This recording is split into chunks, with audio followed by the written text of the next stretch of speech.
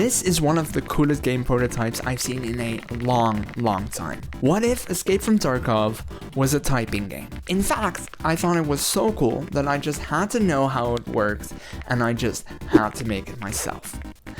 So I did. And then some. This extraction typing game prototype is called Kinetype and was created by Merlitic, who in turn was inspired by Xiao. I promise I asked my Polish friends for help with pronouncing this, and I'm not feeling great about it. Anyway, they made Maligna Cordera, a game where you have to find your way through a maze, but you can only type. Anytime you type the words up, down, left, or right, your typing direction changes to that given direction. This is incredibly cool, and Merlitic took this even a step further by turning it into an extraction game. It's the same idea, but this time there are enemies that seem to want to try and attack you. And there are items you can pick up and use to deal with this. Like a bomb which explodes and then all enemies nearby get damaged by it. Or something they call silence, which when used makes you undetectable to enemies within a certain area for I don't know how long. It is all really cool, and I just had to know how to make this myself. So how exactly do you get all this? I'll show you.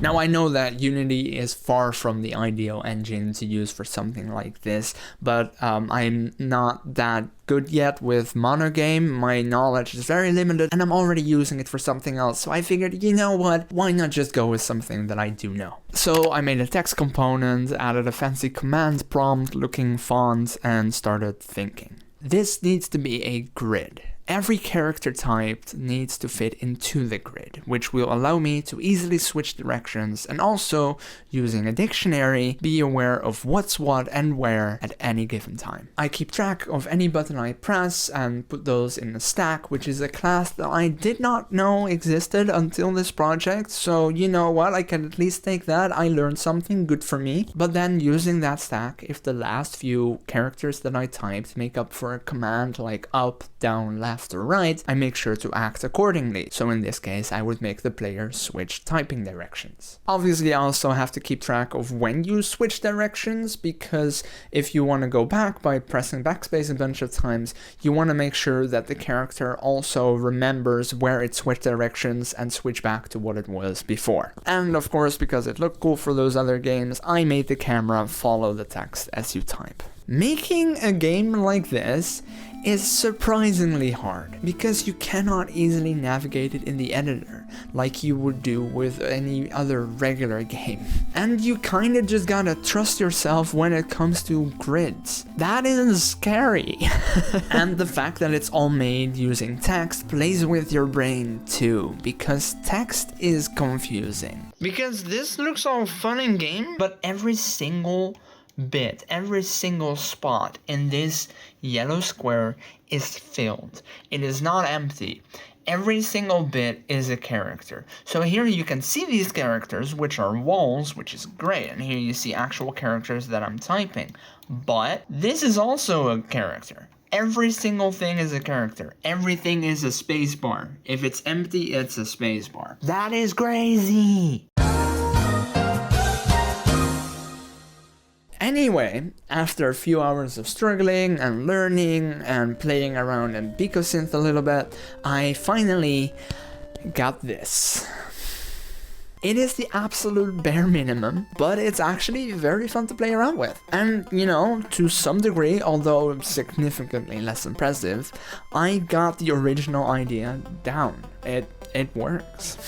But could it be more?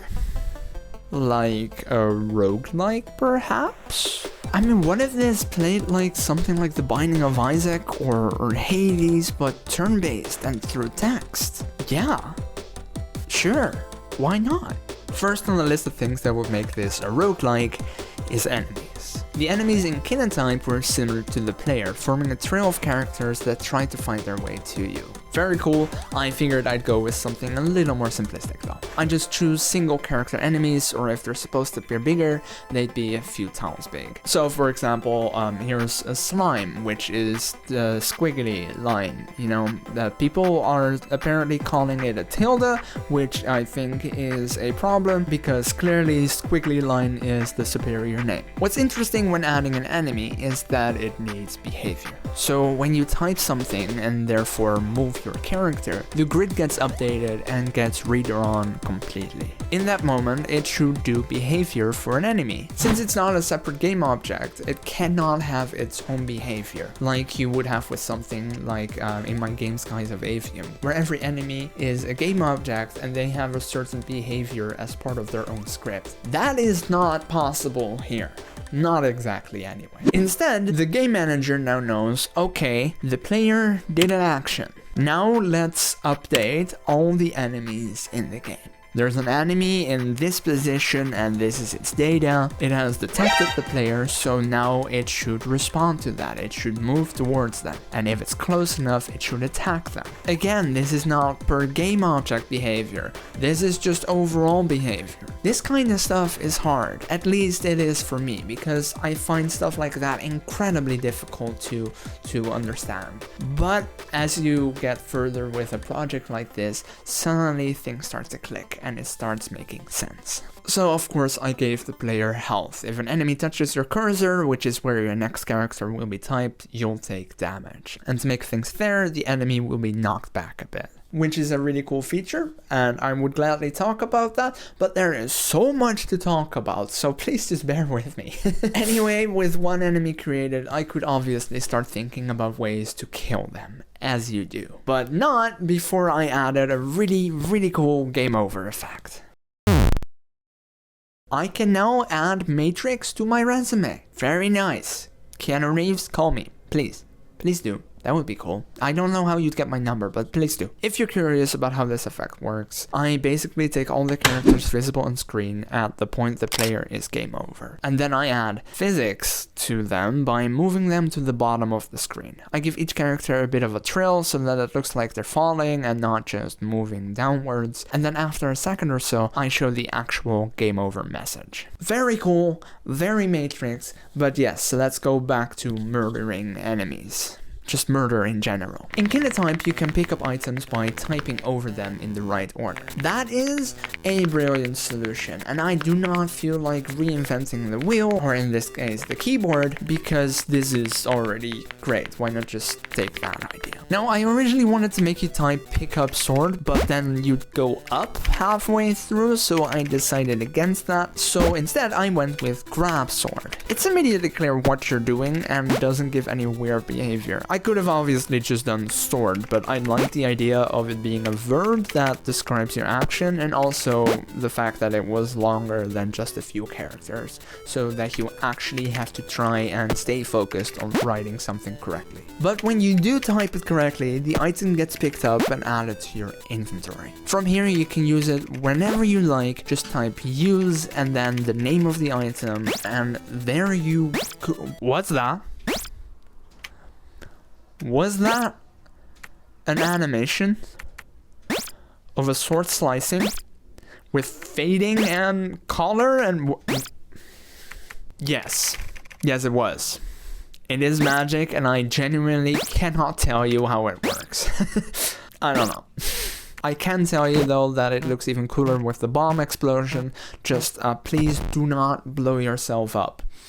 It is known to happen. Okay, it's been 2 days of development at this point. This was supposed to be a side quest, so I'm going to try to keep it a side quest, which means that I'm not gonna spend so much time on it, and I gotta get it moving. So here we go.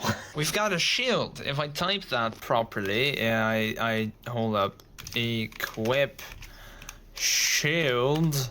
There you go, now I have shield. I can take 2 more damage without it costing any health. Isn't that awesome? Then I also made a level editor. I'm just filming this with my phone right now. I also made a level editor, which is actually super helpful. I can very easily traverse like this. You don't see me actually moving, but wait, I'll show you. If I just do like P, which is where the player will spawn, I'll go there, and imagine I will put a wall here. These are some walls, and then I want to put a bomb like in there, and I want to put a heal there.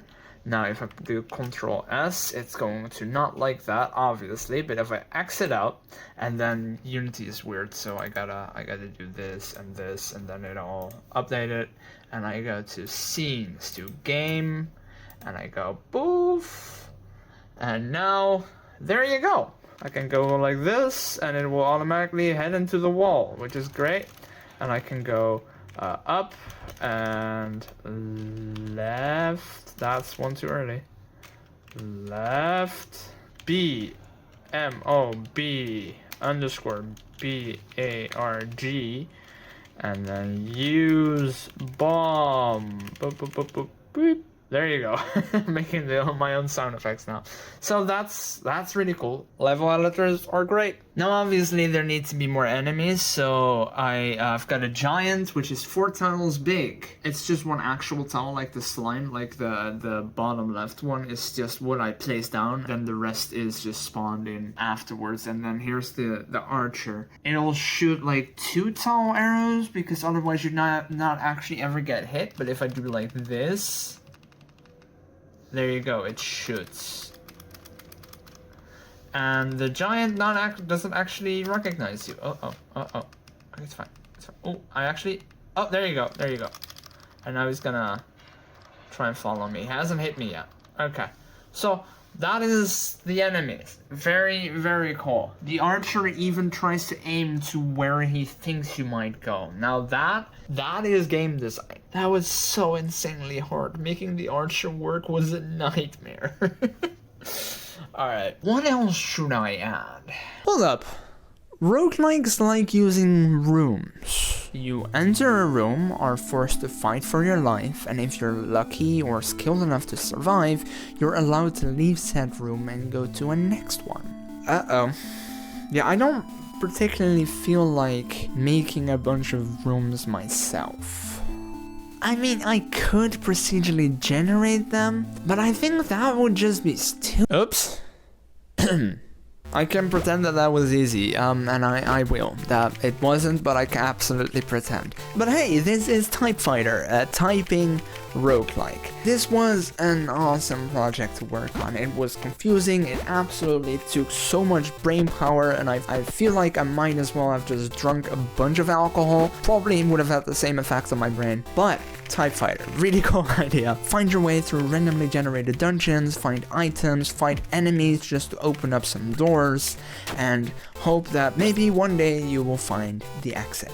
It is very clear now that I'm done with the project that this idea has a bunch of design flaws that I did not anticipate beforehand. Like navigating can be pretty difficult and annoying after a while because everything is so precise and you're gonna be off like one tile very consistently, which I personally found pretty annoying. Also with that, the game kind of becomes a backspace simulator as soon as you're trying to fight some enemies, which I think is fine. Like I could make it so that you can't reuse letters that you've already written to activate an item again, but I was thinking that it would actually be more interesting if you could, because you actually do get punished for staying in the same spot too long if you're fighting an archer, for example. So overall, I guess I countered that design flaw a little bit, but still, it feels like you're spamming the same command a bunch of times. Sometimes anyway. But I do think that the games that inspired this little side quest of mine did a much better job with the overall design of it. And while I'm very, very proud of what I've created, I am even more excited to try out their games when they are done. Anyway, Typefighter is available to play for free on itch.io right now. While it's a roguelike, I should probably tell you that there is no boss in the game, but I do promise you that the game is already hard enough as is. Also, I should probably say that this game was made in 3 days, so if you do run into some bugs, I apologize. Please be kind to me.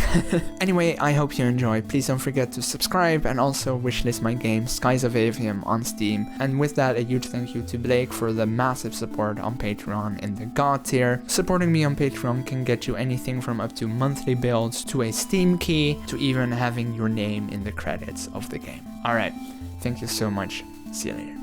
Bye.